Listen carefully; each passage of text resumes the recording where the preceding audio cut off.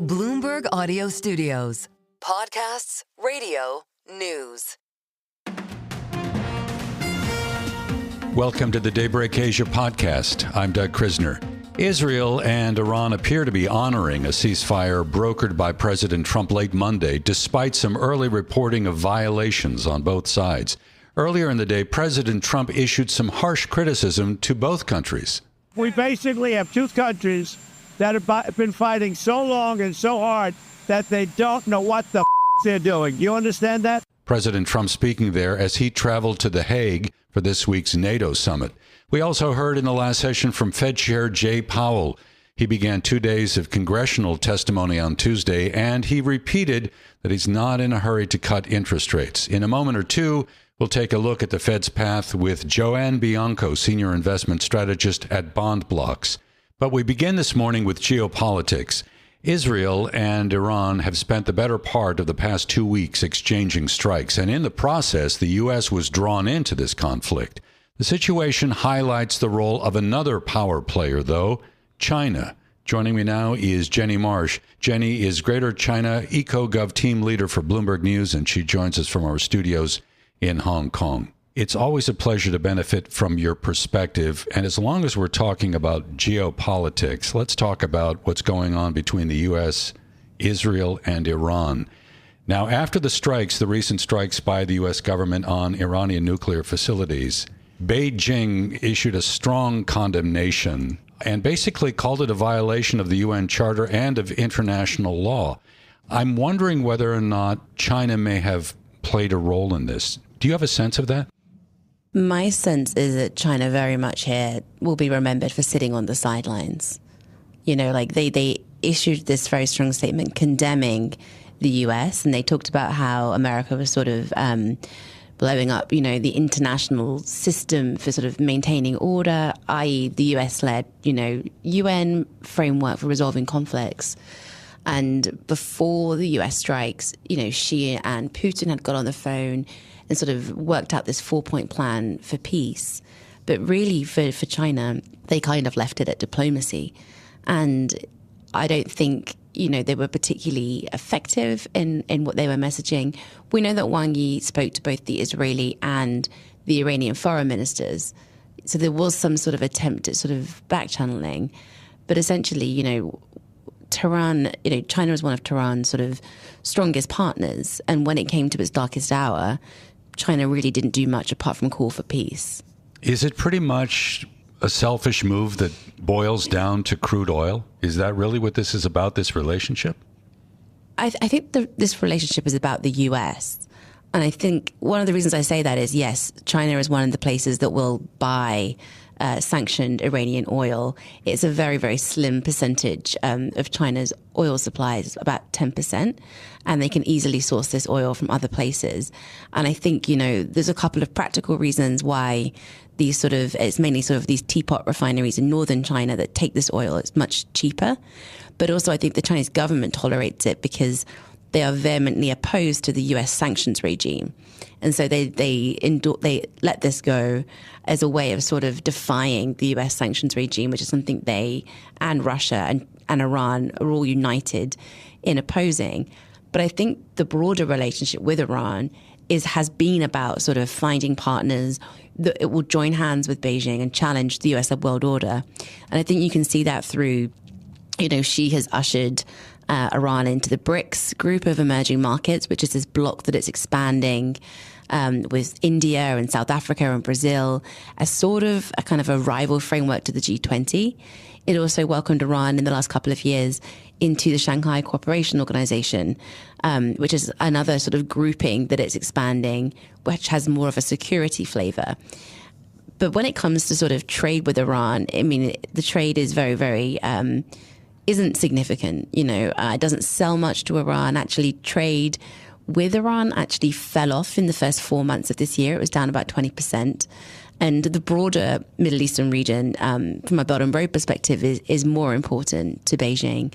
So I think really this was sort of, you know, a partnership of convenience. And for China, it was always about finding partners that will join hands with it to stand against the U.S.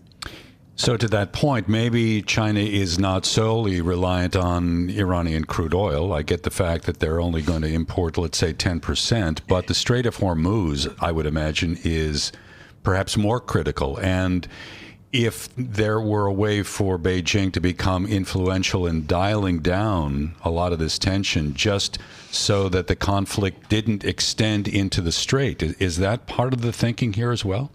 Yeah, so I think the Strait of Hormuz is definitely a different story and a much sort of more alarming concern for China. About 45% of its oil shipments come through that strait, and China is the country that is most dependent on the oil coming through that waterway globally. So yeah, massive exposure there. That being said, China has been stockpiling on oil. So if there was a crisis that closed the strait for, a short period of time, it wouldn't feel the immediate impact. But in the long term, absolutely doesn't want this conflict to spiral. And I think that was the message from the 4-point plan that she put forward. He talked about not wanting this to expand. And when they were condemning the US, they were saying, the US is fanning the flames of war and would be to blame, essentially, if this did become a broader conflict. I think the problem for China is, what is it willing to do to stop it from becoming a broader conflict? And the answer is not very much.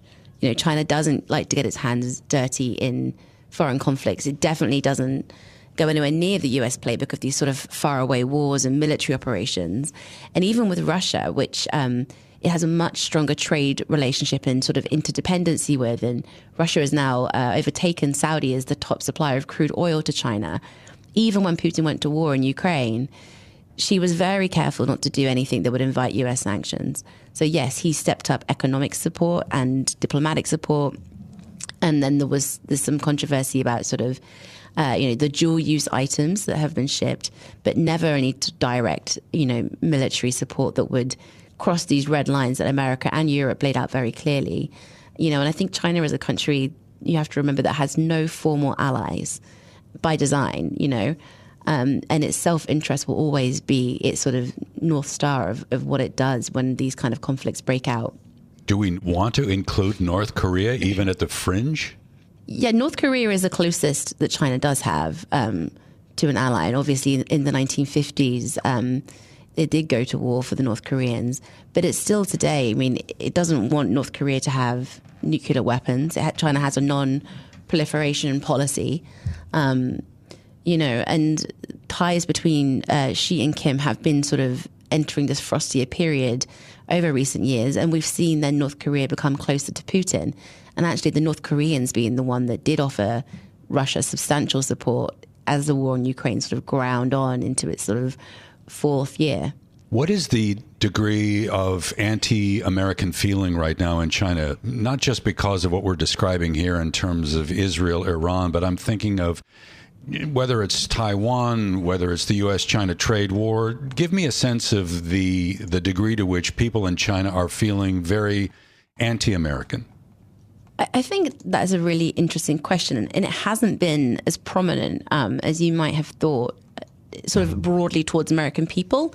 The Minecraft movie came out in China and did pretty well, and we've seen other sort of examples of sort of American soft power being powerful, even though the US and China are locked in this trade war. I almost wonder if the Chinese people sort of are able to separate Trump and, the aberration or, that is Trump from the average American people. There were people talking about, how foolish Iran had been to sort of trust the US, saying, the US came in to negotiate, then its ally hit Iran, and then the US hit Iran. The Iranians were fools for ever trusting America. So there was a lot of that kind of sentiment. But I think actually the Chinese people sort of, it is not this sort of rise in nationalism. And I think that is partly because the Chinese government has learned from the first time around, the first trade war. You had this wolf warrior policy that really stoked up a lot of bad feeling.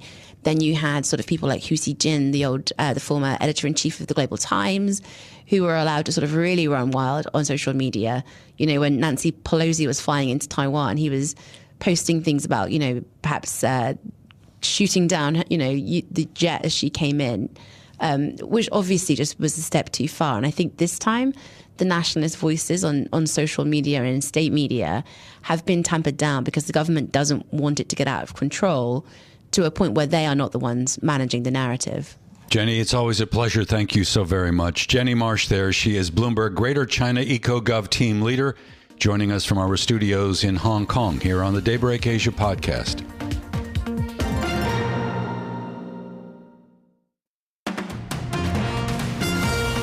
Welcome back to the Daybreak Asia podcast. I'm Doug Krisner. So tensions in the Middle East seem to have eased, at least for the moment. Israel and Iran appear to be honoring their ceasefire agreement. At the same time, during the last session, we had constructive comments from Fed Chair Jay Powell on rate cuts. Here's Powell. Despite elevated uncertainty, the economy is in a solid position. Overall, a wide set of indicators suggests that the conditions in the labor market are broadly in balance and consistent with maximum employment. The effects of tariffs will depend, among other things, on their ultimate level. For the time being, we are well positioned to wait to learn more about the likely course of the economy before considering any adjustments to our policy stance. So yields were down across the Treasury curve. The 2-year, in fact, closed at its lowest yield since May. And money markets are fully pricing in 2 Fed rate cuts by the end of the year. For a closer look now at the fixed income space, I'm joined by JoAnne Bianco, Senior Investment Strategist at BondBloxx Investment Management. JoAnne, thank you so very much for joining us. So based on what you heard today from the Fed chairman, what is your outlook for the point at which we get the first rate cut? Well, first of all, thank you for having me. Happy to be here. And I think that, the Fed will want to see, more progress on inflation, or just even that inflation is contained instead of eventually surging from tariffs. So do you think that July could be the first cut, or is that too soon?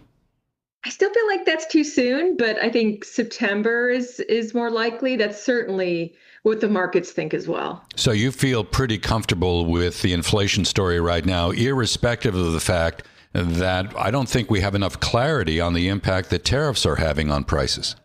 Actually, yeah, I don't know that I necessarily feel comfortable about where inflation may go. I do think that there is a lot of uncertainty, but if there is this path where we don't see a surge that is sustained in inflation, then that gives the Fed room to cut rates. But, it could go the other way, too. What do you feel about the labor market and the indicators that you're seeing on that front? Yeah, I mean, they're definitely softer, but they haven't weakened materially. So I think with respect to the labor market, if the Fed were going to act based upon the labor market, they'd want to see it materially weaken from here before that would be their reason for cut rates. So do you think that the Fed has got it right in terms of how prudent policymakers are being, save a couple of comments that we have had recently? I'm thinking of Michelle Bowman and Chris Waller, who are advocating for a cut as soon as July. But the majority of voices that we have heard from who sit at the Fed seem to be a little bit more prudent. Do you think that's the right tone? Yeah, and I think it reflects the continued resiliency of the U.S. economy. It does give the Fed a little bit more time before they act. So how are you deploying money in the bond market these days? Well, fixed income has been performing very well in the first half of the year. It's definitely the income generation from fixed income and the higher yields that investors are getting in a lot of different segments within fixed income have been very nice for investors and have cushioned volatility that they might have experienced otherwise if they had more equities in their portfolio. So we're seeing a lot of interest in our suite of our different suites of fixed income ETFs from those very same type of clients that want the income but don't want the return volatility. So if I were to look at putting money to work in the bond market, irrespective of an ETF, is there a point in the curve that you favor right now? Well, in terms of the Treasury yield curve, we're most constructive on the short to intermediate part of the curve. We still think that the long end of the curve, is just more volatile in terms of returns and maybe too volatile for some investors. So we think you get great income from the middle part of the curve with less return volatility. So your resistance to put money to work at the long end, I'm wondering whether that has to do with the uncertainty around inflation, or are you concerned a little bit about the deficit story when it comes to federal spending? Yeah, it could actually be both of those reasons. Is there one that predominates in your mind? I think in the near term for us, it's really been more about the inflation story. Longer term, it would be the deficit story. I'm curious as to whether or not you're looking offshore at, let's say, fixed income markets in Asia or in Europe. Are there opportunities on those fronts? Yeah, well, we've definitely seen opportunities because we have an ETF, the ticker's XEMD, and it's short to intermediate term U.S. dollar denominated emerging markets debt, and that's been like one of the best performers in our fund lineup this year, because you've seen, there's less interest rate sensitivity, but there's strong yields there, and there's been spread tightening in a number of the sovereigns. So it's been like a great place for investors. JoAnne, we'll leave it there. Thank you so very much. JoAnne Bianco, their Senior Investment Strategist at BondBloxx Investment Management, joining us here on the Daybreak Asia podcast. Thanks for listening to today's episode of the Bloomberg Daybreak Asia Edition podcast. Each weekday, we look at the stories shaping markets, finance, and geopolitics in the Asia Pacific. You can find us on Apple, Spotify, the Bloomberg Podcast YouTube channel, or anywhere else you listen. Join us again tomorrow for insight on the market moves from Hong Kong to Singapore and Australia. I'm Doug Krisner, and this is Bloomberg.